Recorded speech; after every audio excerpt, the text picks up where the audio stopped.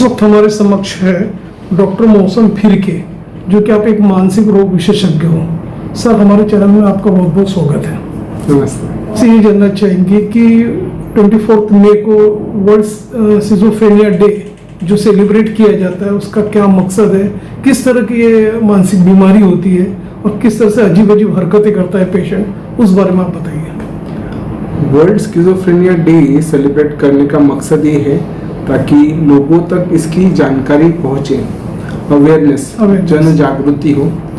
बहुत बार क्या होता है कि स्किज़ोफ्रेनिया का जो पेशेंट है, ये मानसिक बीमारी होने के कारण बहुत बार ऐसा सोचा जाता है कि ये भूत बाधा है, काला जादू है, जादू टोना है, उसको वैसे छोड़ दिया जाता है।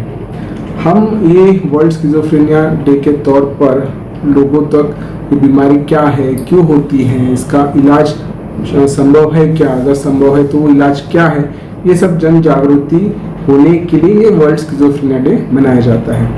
अभी आपने जैसे पूछा कि स्किज़ोफ्रेनिया है क्या, राइट?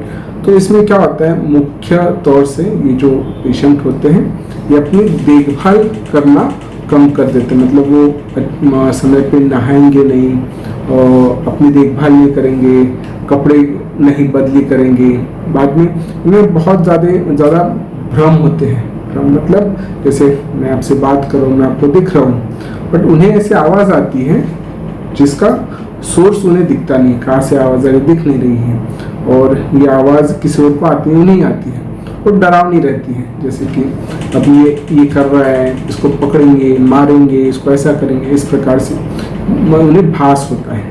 दूसरा, बिकॉज इनको ये आवाज़ें आती तो इनको ऐसा भी लगता है कि लोग मेरे खिलाफ है, लोग मुझे मारना चाहते हैं। बहुत बार घर वालों के ऊपर उनका शक होता है कि घर वाले भी मेरे खिलाफ है, अड़ोस पड़ोस के खिलाफ है, ये ऐसा उनको भ्रम होता है।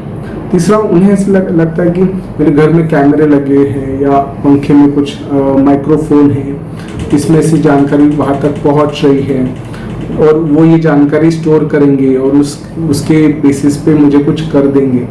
अभी आप उन्हें कितना भी दिखाने की कोशिश करो कि आप पे कोई कैमरा नहीं है, माइक्रोफोन नहीं, फिर भी वो उस पर डटे रहते, नहीं ऐसा ही है।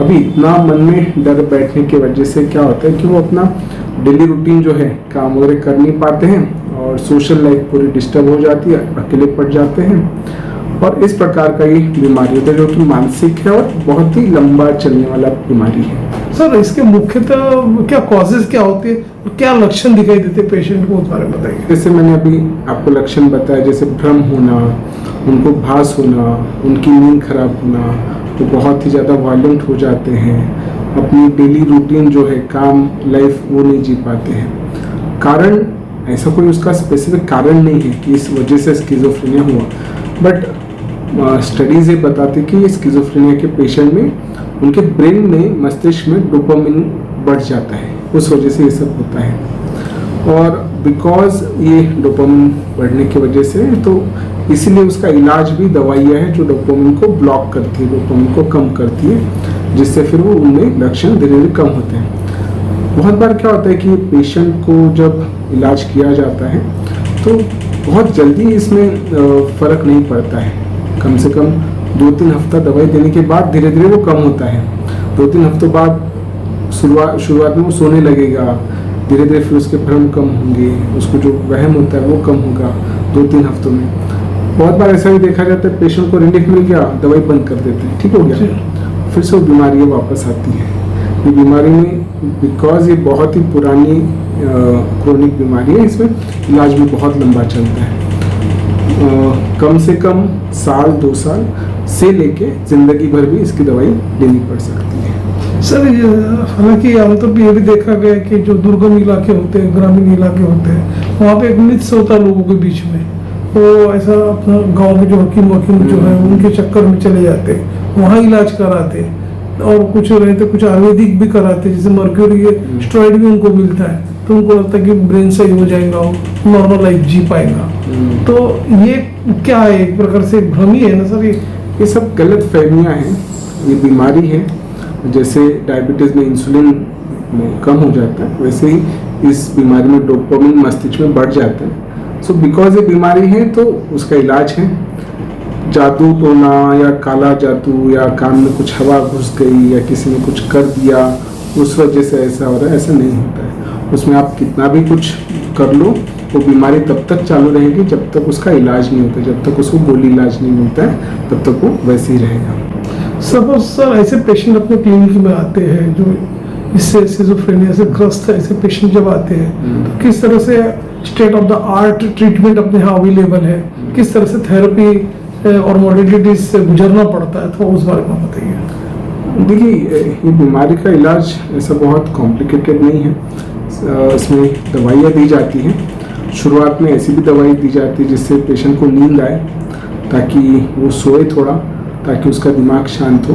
तो ऐसे भी देखा जाता है कि शुरुआत में दवाई इलाज से पेशेंट बहुत ज़्यादा सोने लगते हैं, और धीरे धीरे जैसे जैसे समय जाता है तो नींद की गोली कम की जाती है, और फिर एंटीसाइकोटिक जैसे कहते हैं वो हम देते हैं, और वो ठीक हो जाता है। तकरीबन 2-3 हफ्ता लगता है। इसमें कोई ऐसा बहुत बार हम कुछ ब्लड टेस्ट भी कराते हैं, जनरल रूटीन जो सीबीसी हो गया, थायराइड हो गया, या विटामिन B12 हो गया, विटामिन D हो गया, ये टेस्ट भी कराते हैं। अगर कुछ और कारण है, जैसे हेड इंजरी हो गई, सर पे चोट आ गई, या थायराइड कम ज़्यादा हो गया, तो वो भी रूल आउट करना पड़ता है, जो लैब टेस्ट से हो जाता है, और इस प्रकार से इस बीमारी का इलाज किया जाता है। सर चलते चलते आप ये बताइए, ये जो सिजोफ्रेनिया जो बीमारी जो है आप जो बताए डिजीज, ये अर्ली स्टेज में होना नहीं चाहिए, या तो हुआ एडवांस स्टेज में तो उसका भी ट्रीटमेंट है, तो जनमानस में आपका क्या एक मैसेज रहेगा ताकि इसे रोकथाम कर सके और एक अवेयरनेस भी बढ़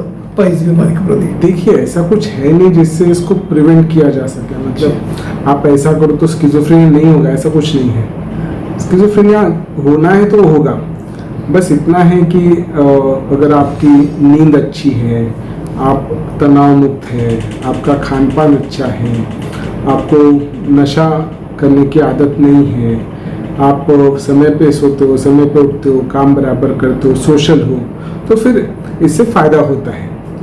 दूसरा, ऐसा अगर ऐसा देखा जाता है कि 100 में से 1 इंसान को स्किज़ोफ्रेनिया होता है, तो उसको प्रिवेंटिव कुछ नहीं है कि अगर हो ही ना, ऐसा नहीं, जिसे होना है उसको होगा। बस इतना है कि अगर उसको जल्दी आइडेंटिफाई कर लिया गया, जल्दी इसको पकड़ा गया, तो फिर उसमें इलाज जल्दी हो जाएगा, और इलाज जल्दी होने की वजह से पेशेंट की जो लाइफ है वो जल्द से जल्द पटरी पे आ सकती है, नॉर्मलाइज हो सकती है। तो हम अगर ये जो लक्षण हमने चर्चा किए वो अगर दिखते हैं तो उसको बस आइडेंटिफाई करें, उसको आप दवाई इलाज करें जितना जल्द से जल्द हो सके, वो ही सबसे अच्छा उसमें फ़ायदा होगा।